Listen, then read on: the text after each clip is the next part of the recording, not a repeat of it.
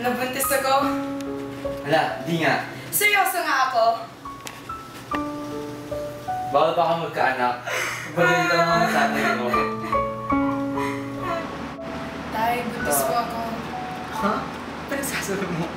Seryoso po ako.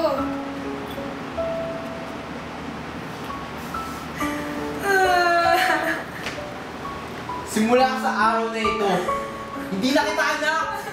Daya!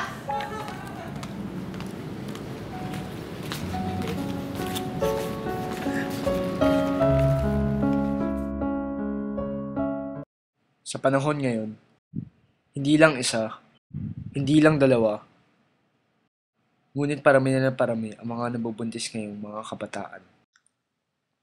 Ayon sa NSO, tumaas ng humigit kumulang 70% ang mga kabataang nabubuntis. At mula naman doon sa maikling dula, makikita natin na bumababa ang tingin ng mga tao sa mga babaeng maagang nabubuntis. Nagiging mahirap ang buhay ng mga babae na maagang nagbubuntis dahil sa pagtingin ng tao sa kanya.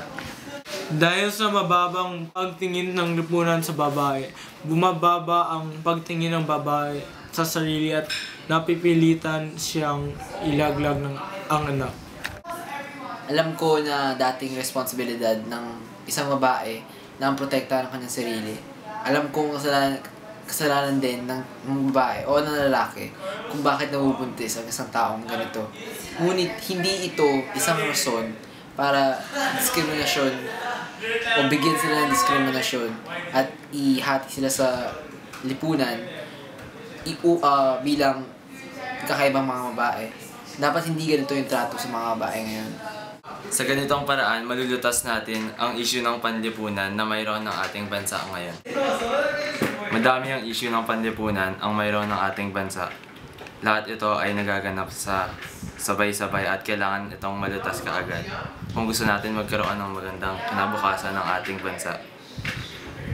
Ang issue ng panlipunan ay hindi malulutas ng konting tao lamang at kailangan natin lahat magtulungan upang maayos ito. Sa oras na malutas natin ito, siguradong magiging maganda ang kinabukasan ng bansa natin at magiging magandang lugar upang tirahan ang bawat isa.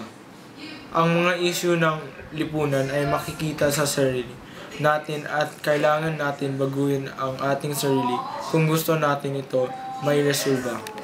Alam natin na tayo ay mapaghusga sa mga taong may kapansanan o may hindi inaasahang pangyayari na naganap sa kanila kagaya ng nangyari kay Ella.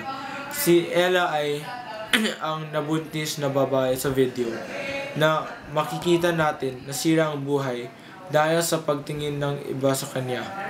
Hindi lang sa kanya ang problema, ngunit sa atin rin dahil tayo ang dahilan kung bakit nagdudusa ang ganitong mga tao dahil sa hindi natin pagtanggap sa kanila.